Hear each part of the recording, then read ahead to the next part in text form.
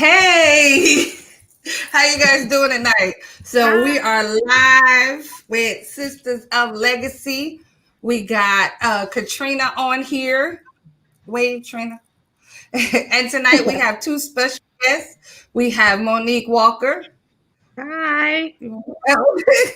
Wait. And we have Netta McNair. Hi. All right, so Monique is my cousin. Y'all don't know it. We got the same last name. We cousins. So just hold on. I will run the intro. We'll be right back, guys.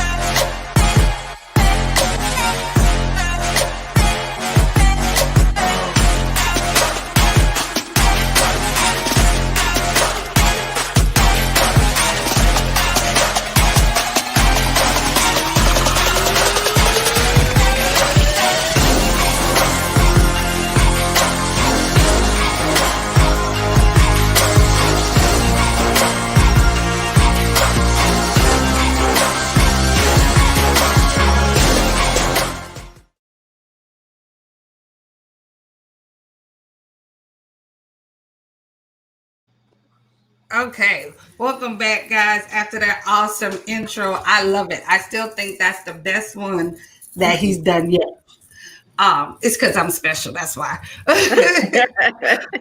All right, ladies. So for our topic tonight, it's kind of like a two-parter. We're going to continue. Last week we had a discussion on whether or not Black women were protected in society today. And then we're going to add in the second part with will or do we feel like Kamala is going to change the narrative for women if she's elected? So that's our discussion topics for tonight. So feel free to jump right in there. Anybody? Well, on the question of if women are protected in today's society, I saw something on social media, and there was a question of asking women what would they do if men disappeared. I don't know whether it was 24 hours or 48 hours. Like, what would you do? How would you feel? Whatever. And it was interesting. I mean, there was some funny answers like, okay, the toilet seat would be down, that type of thing. But it was very interesting. A lot of the answers had to do with women feeling safer if men disappeared for 24 to 48 hours. They were saying, oh, I could go out at night and I won't have to worry about, anybody trying to attack me. I could wear what I want without creepers, looking at me. It was so many answers about women feeling safer if men disappeared. And I was just like, wow, it really struck me because I hadn't thought of that. Mm-hmm. And I was just like, wow, so we don't feel safe and they're not protecting us and they're the ones that's making us feel unsafe. You know what I mean? Mm. It's like when you go out at night, you're not afraid,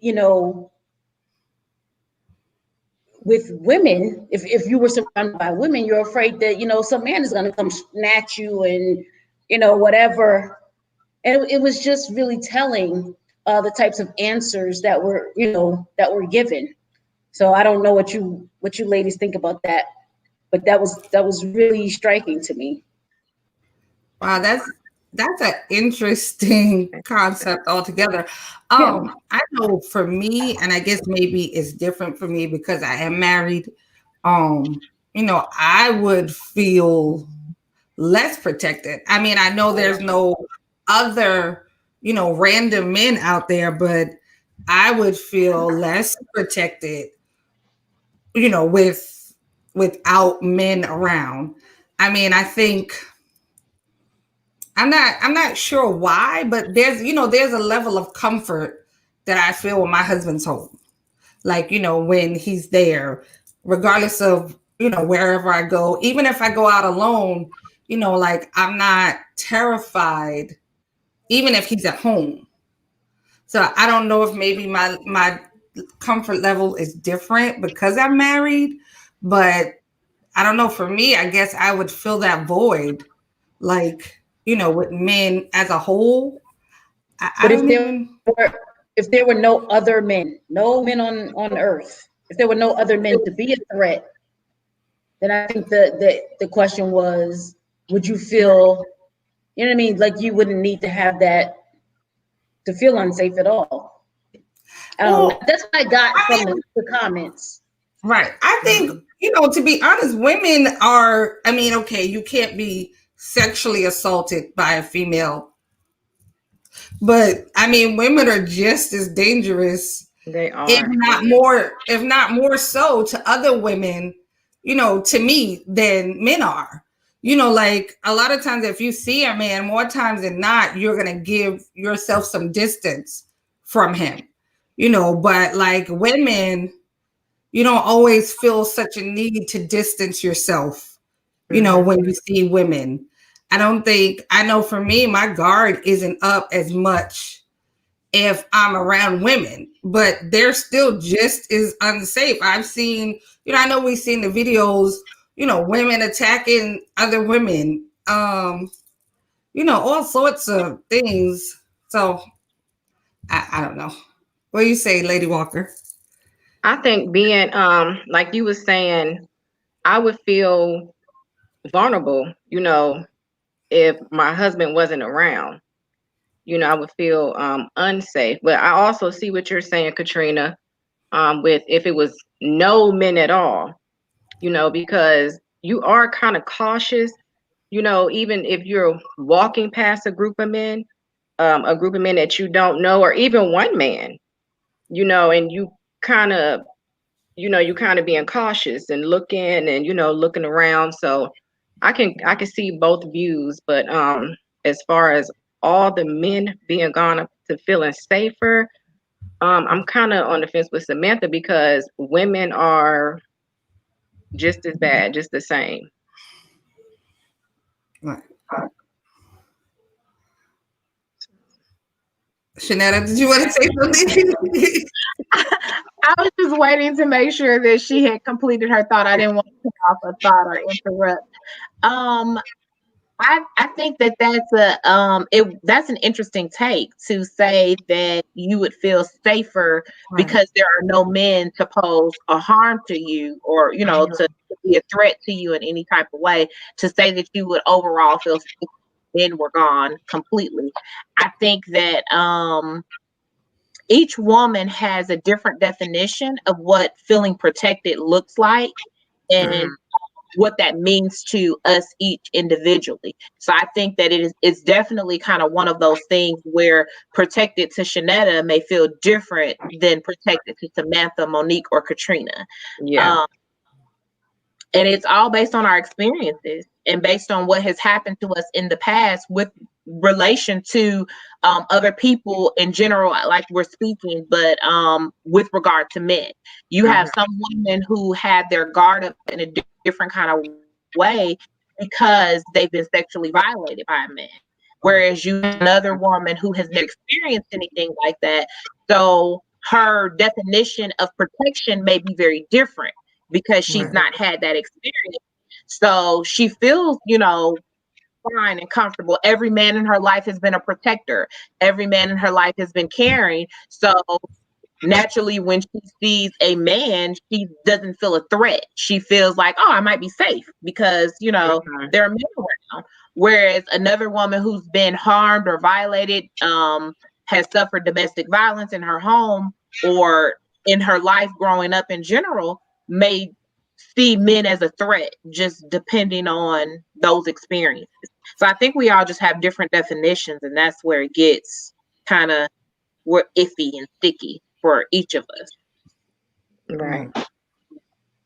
But I think as a whole, just to even pose that question, like, that there are women just willing to do away with the whole gender Yeah. You know, that speaks volumes. You know, like that we're even posing that question. You know, that I mean, you know, last week I was saying how we're all connected.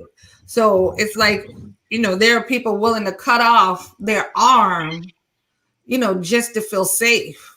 Mm-hmm. Like when you think about it in, you know, in that term, that speaks volumes, you know, on our position and you know what we feel our position is in society. That's wow. That really kind of like struck in my head. Like I can't. Yeah. I mean, not that you know. I don't even know. I mean, you know, I have one man, so but just to think, you know, how you have people that are scared of dogs, and like so they like they don't, and they see a dog, it's over. They, you know, they run it and they That's me. right. It's like that's your dog. You keep it over there. I don't want to have no contact. But then you know, so imagine that fear, like in a person. You know that I'm so scared of what could possibly happen being around men. Men. Yeah. Yeah, like that. That's you know, a saddening thought altogether. Yeah. So somebody sent me something else that it's from a man, and he was saying how men need to start promising to shield our sisters. And shield was, you know, like an acronym or whatever. And what it stood for, if I can find it in my phone. Oh, I thought I screenshot it. Okay, I'm gonna have to look for it. But he was saying how you know, men, kind of what we're talking about, men aren't really holding up, you know, to their end of the bargain. And he was saying how he realized he even needs to do more, or, you know, was falling short in some areas. And so I want to read what he said in terms of shield. But it's taking me a minute to pull it up. Hold on. I did a bad job screenshot. Okay. So shield stands for S was I commit to see my sisters. H was I commit to hear my sisters. I was I commit to inform myself and my brothers. E, I commit to engage my brothers with support and accountability to ensure that a culture that honors our sisters is nourished and thriving in us. L, I commit to love my sisters without condition. And D, I commit to defend my sisters from the world as they have attempted to do for me. What do you think of that? Do you think that's something that could be accomplished at this state in the game? Do you think it's something that could be taught or retaught to men? I definitely think it's something that should be taught. It's a lot of good qualities in what he listed and what he said. And I think that a change in the way women feel about being protected or being cared for in our society comes from how we raise our children. It comes from what we put into children when they're small, and how we raise them. What tends to happen is, and maybe not always, and I don't have any numbers or anything like that, but men that hurt women in their adulthood and in their, you know, being in relationships or whatever the case may be, were usually poorly raised. And I don't really have numbers, you know, to go with that. But when you kind of look at track records of people, it's just kind of like, well, okay, his dad did that to his mom, or he grew up seeing his mom with, all these different, people, and that's how his mom was treated, and that's just how he ended up treating the women in his life, or that's just things he ended up doing. Um, so I think it goes back to how we raise our kids and what we do for our boys and our girls, because you can't teach a boy something and not teach your girls what they need to look for and expect. Right. And I think too, like even in the household, some of the problem is the woman is trying to teach the man this, and she can't teach him everything, Right. and so even with the that was good what he said, to engage and defend, and all that, but so a lot of times the father figure is absent, and so to even teach the man how to do those things, and so it stems back to that too. Yeah. So I was talking to Anthony, and I told him, I said, I feel like a lot of this started when men got out of their rightful place. Now, of course, we have, the extreme situations, when men aren't there because they can't be. And I don't mean because of legal issues, I mean, Yeah. When they pass away early, and there's a widow left, in that case, she is left to raise, a child on her own. So there are extreme cases, when men aren't there. But I was telling him, when men stop being present in their homes, I feel like that was the start of the breakdown, in families altogether, because men aren't in their places. Men aren't leading, with integrity anymore.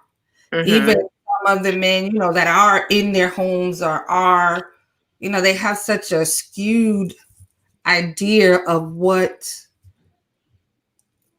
being a man looks like, or there's no accountability, or, if I look at a woman, it's like, oh, if I look at her and see her like a piece of meat, then, I'm gonna teach that to my son. So and I mean, like I said, I think it's when men got out of place, but has anybody ever thought about why or how? Well, it just comes down to, like you said, it's not always with the black man being in prison or, things like that. But Right. most of the time, it's either they're in prison or they're just not taking care of the child, or they're just not around for the child, and that's a learned behavior that they learned because maybe their father wasn't there, so it's just passed down, but they're not there for the kids. So then here comes the breakdown in the household. You don't have the man there being the disciplinary, making the money and, all that. So now mom is taking on that responsibility, and mom is out there trying to make it happen, working long hours. The child is left alone, not necessarily alone, but to daycare or, whatever. And she's tired and, not really there with the child, but not really presently raising the child. But how much can you give a child when you're working so much, and working long hours and, doing that, and then the father is absent. So do you feel, why does it keep having that backup? Do you feel like women bear any responsibility there? Do I feel what? That women bear any of that responsibility? Power dynamics. Anytime someone is viewed as Bear any responsibility of the man not being around? Yes.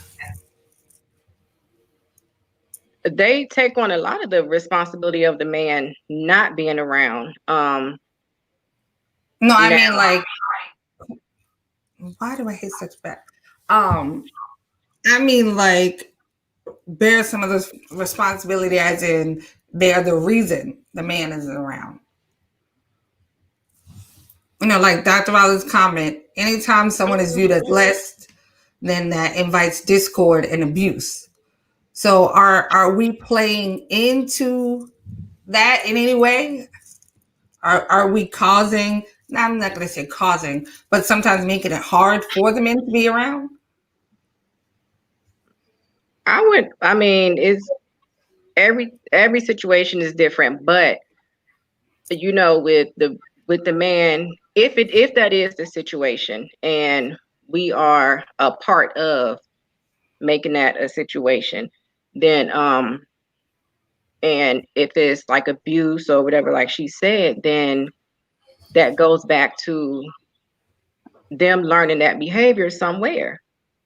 And then of course, if a woman is being abused and she's done and kicks the man out or whatever, and then they're apart, so now she's raising a child by herself, then it's still you know, it's still a cycle. It's still a cycle. So then that child grows up and see that brokenness, and if it's a boy, then he starts to, you know, display the same tendencies.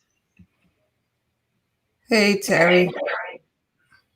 Oh, that feedback is really loud. I don't know what I'm doing to get that sound. Well, I mean, because I think about some of the things, you know, we see in social media and on TV, and I think about some of, I would never blame anyone for their abuse or disrespect. You know, I think of some of the ways that women sometimes play into that of the man not being there. You know, is he not with me? He don't get to see the kids. You know, like different, and of course those are extreme cases. You know, those may not be everyday cases, but you know, I've seen that or I've seen women, you know, put down their children's father, you know, because they're not doing things the way we feel they should. You know, he don't get here right on time. You know, he done moved on with his life. Like there's so many, you know, so many sometimes ridiculous reasons why we make it harder for men to stay. And you know, we all adults, and everybody makes a choice. And I'll never say, you know, I understand that regardless if a man chooses to walk away, it's still his choice. But I feel like we all have a responsibility as well, though. Like, you know, as a woman and a mother, we have a responsibility, you know, to our children to be better as well. Like, I feel like we can't just lay it all at a man's feet. Can't always be somebody else's fault. Yeah, why things aren't working well.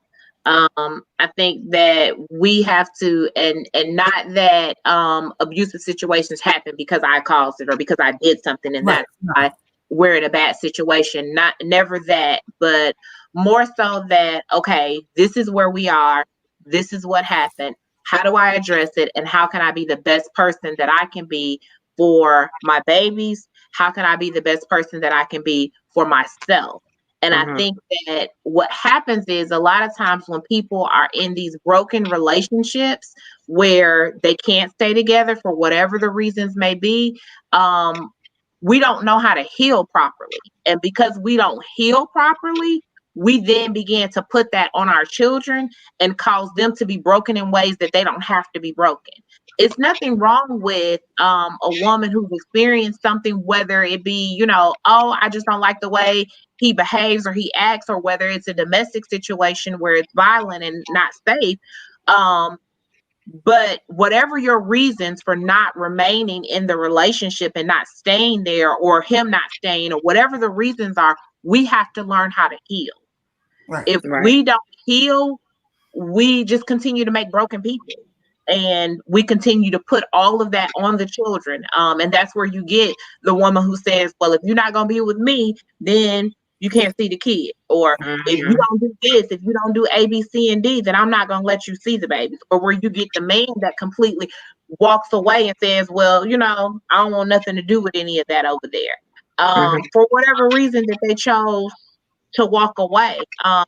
I guess you can't really get inside the head of every single person that has walked away, every single man that has walked away from his family, and every single woman that's raising children by herself to figure out, well, what's the why behind it.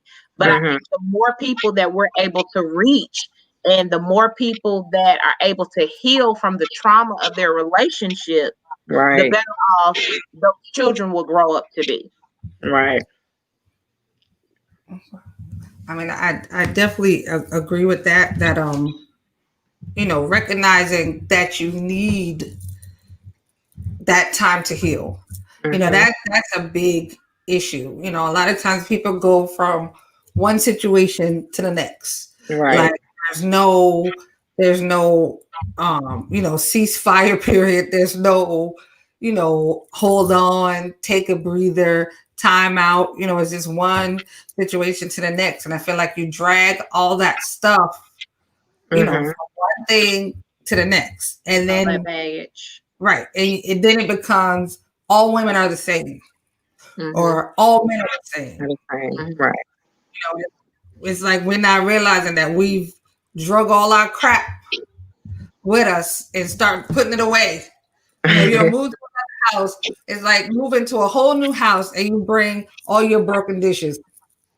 All your broken glasses, you got them in the cabinet. And then you wonder why you can't never just have nothing to drink. Like, you know, we bring that same broken stuff with us. And I think, you know, self-reflection, self-inspection, like you really have to look at yourself. I think we all do need to take more time, you know, looking at ourselves and, you know, real hard look about who we really are, what we really feel, you know, and then what we show people.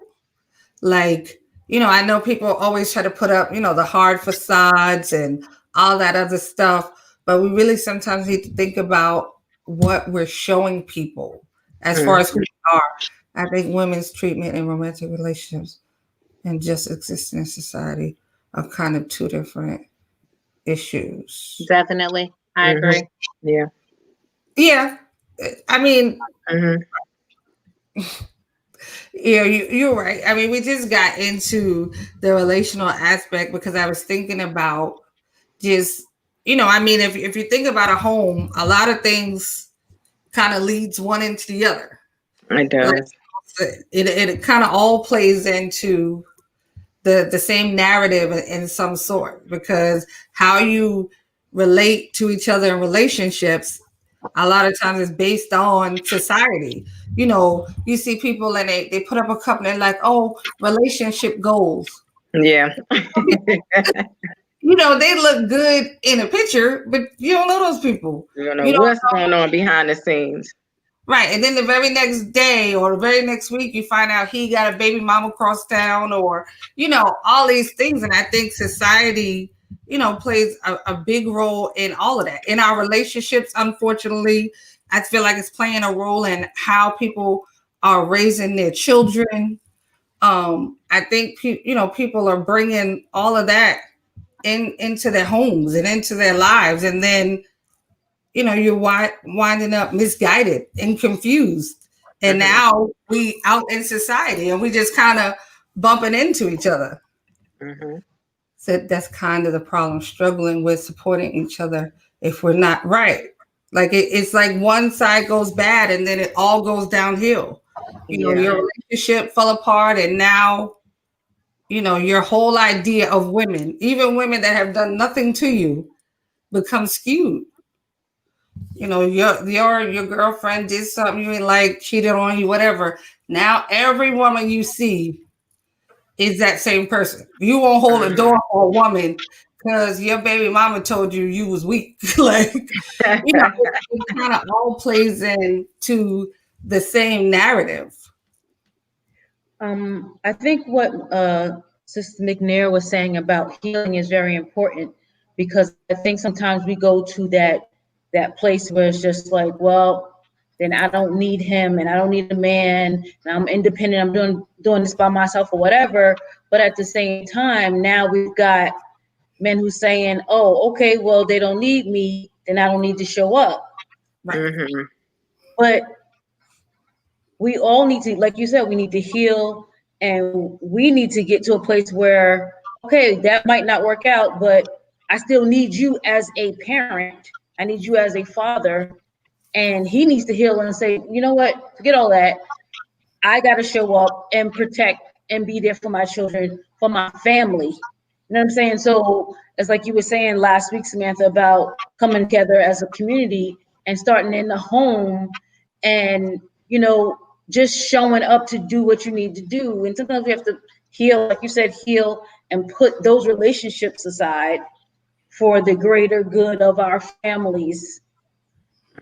Right. And then once once your family unit is strong, and then you have strong people that are out, in society dealing with other people, I think that limits, some of the problem. But people are being broken in their homes, and then they're walking out of their homes and putting all that anger on other people, whether it's male or female. So let's see. All right, it's 9. So just to ask the second question real quick, because I know the debate has started and some people are going to be watching the debate. So the second part of the question is, do we feel like Kamala will change the narrative for women? Do you support other women who are not in relationships? What do you mean? As a woman? You're gonna have to elaborate on that question. But do you think her maybe not even getting elected, but running as, a female VP, do you think that will start to change the narrative for women of color in society?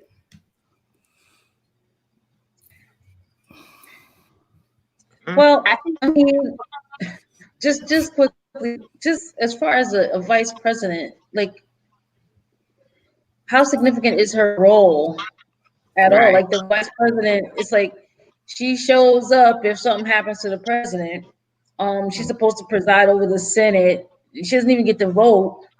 The vice president doesn't get to vote unless there's a tie and they break the tie. So it's just like, I mean, I guess she will give a voice or an image to certain issues or whatever.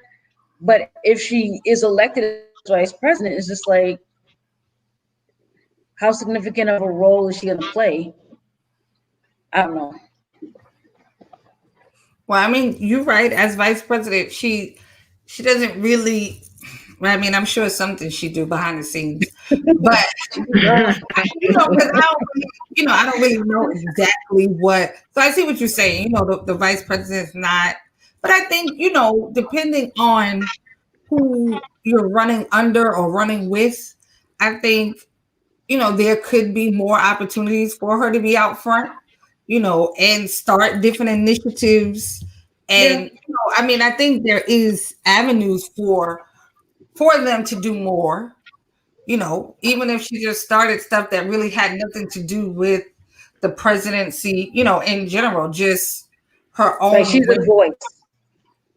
Yeah, I think it's good. Like, if she's able to, if she's not there just to be there, like Biden just put her there just, for the Black votes, for the women votes, and then it's like, once you get in there, it's like, shut up, shut your mouth, you can't do anything, it's like, yeah, it's like, you can't do anything, and then, like Katrina said, is like, and then, so what are you here? What are you going to do?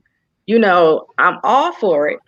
I'm really all for it, because if she can get in there and really, kick up and stir up some things, as far as for women, even women of color. You know, it shows it really looks good to our young girls, you know, to the younger ones. But if she's just there just to, you know, push his agenda, so to speak, then it's really pointless.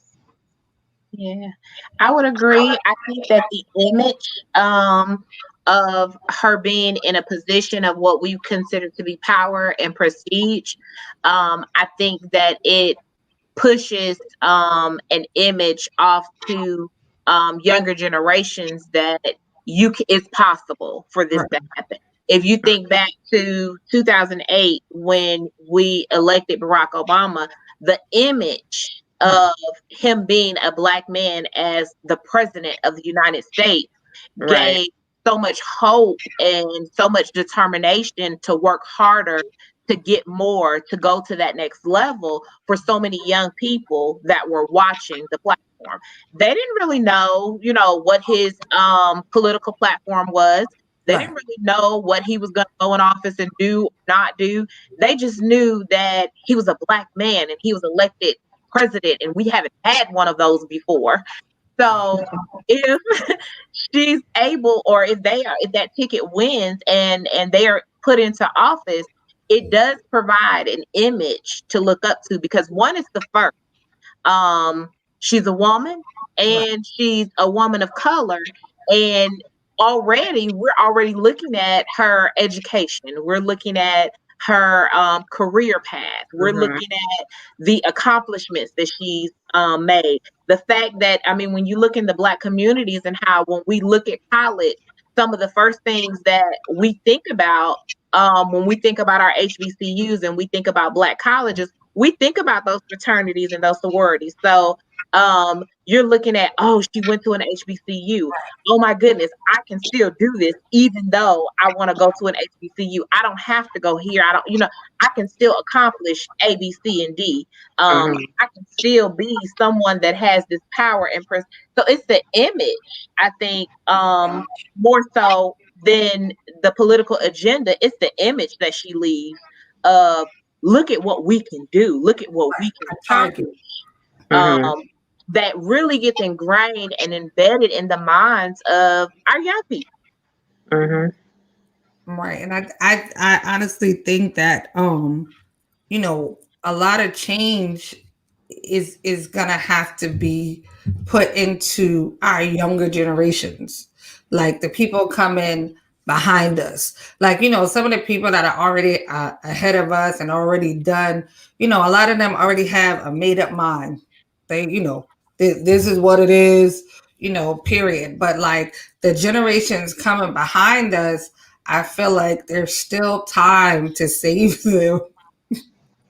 You know, there's still, you know, a lot of, even with a hard exterior, a lot of them really want some guidance. They really want to know, you know, a better way to do things. So I think, you know, giving them that target, you know, look, a woman of color was a VP, you know, like you said, we had a Black president. I think, you know, as much positive as we can put out there, I think is always a good thing. Yeah. I mean, it's gonna be a hard road for her, honestly, even if she's elected, because I've seen they've already, you know, start picking her apart, like even people of color, and I'm just like, how don't, you know, somehow we don't see the connections, you know, the invisible ties that bind us together, because when they, you know, when they talk about people of color, she thrown right over in the basket with us. You know, when they talk about, you know, women of color, Barack, unfortunately, is thrown right, you know, men of color or just people of color, he's thrown right in the basket, you know, with everybody else. Like, we're all connected. We're all connected. And I feel like I'll keep saying this, unless we understand that as a community or as a race, you know, we're always gonna be at a disadvantage, because if they already look down on us and then we look down on ourselves, or, you know, look down on the person that looked just like you, you know, it just makes it even harder. Right. I think we don't know how to disagree with a person's political stance without disagreeing with them completely as a person. So we just kind of begin to naturally like tear down their entire person and not just say, I just don't agree with it with their political stance on this topic, on this subject. We just begin to, oh, they're just a horrible person. They're just this, they're just that. We just begin to tear them down as a person instead of saying, I'm not tearing them down as a person. I support the person, but I don't like that agenda. I don't like that path. I don't like that political point. And I think that's what we have to learn how to do, especially now. Right. You're right. Now it's so important that we have a changing of the guard. I just feel like, no candidate, no person is ever going to be perfect. No person is ever going to have all the answers for everybody. But I feel like, when you see something and know it's wrong, you have to implement change. Yeah. So hopefully, people will educate themselves a little more on things beyond the surface. Because to be honest, I'm not a lot of ways that I thought 10 years ago. I don't think that way anymore. Things that I thought when I was 20, like I could think of some of the things that I've said at 20 and be like, oh, girl, did you say that? Like, and I've said stuff that I've said, myself, like, so I can just imagine, if somebody pulled back something I said at 18, it was like, oh, remember you said, and I was like, but I'm a whole nother person now. Like, 20 years have passed. I've matured. I've learned more. I think that's what some of these politicians need to learn how to say when they start dredging up all this old stuff. All that old stuff. Learn how to say, okay, I was young. I've changed my views on things, and let me tell you what I believe now, as opposed to fight back mentality that many of them have that just leads down a path of nothing. It's rough. Politics is an interesting field. Like sometimes I'd be like, I don't know how anybody willfully would choose that path. It's like, no matter how great you think you've been, there's something that you did in the 7th grade that somebody, somebody's going to bring up, or, it's always going to be somebody that's telling you you're this person. Like, they don't even, you're telling me I'm this person. You're not even looking at, anything now. You're telling me this who I am. And like, that has to be a hard situation. It has to. And that's what people hold on to. They hold on to that stuff instead of, hey, let's push forward and talk about where I am now and what I'm going to do now, what I can do for you now. But instead, it turns into a whole, this is what he did, this is what she did, this is what they voted for way back when, and it's like all that stuff is unnecessary, and we want to know now what you're going to do for us going forward. Not about all the old stuff that you done kicked up, because now that's what it's centered around, and it causes much controversy. And then you never get to the real issues. Yeah. Spend so much time trying to clean up who you were. It's like we never get to know who you are. Yes. And that's very, very unfortunate. So it's about 9:15. The debate has been going on for 15 minutes. I'm sure Trump is right in the middle of a grand old. But I did, I wanted to give everybody a chance to watch the debate, and I'm gonna try to watch it. So thank you guys for tuning in tonight. Everybody that came in the room. If you're watching on a replay, share, repost, all of that great things. Ladies, thank you so much for being on with me tonight. Just hold on. I'm going to go ahead and try to end this the right way. Let's see.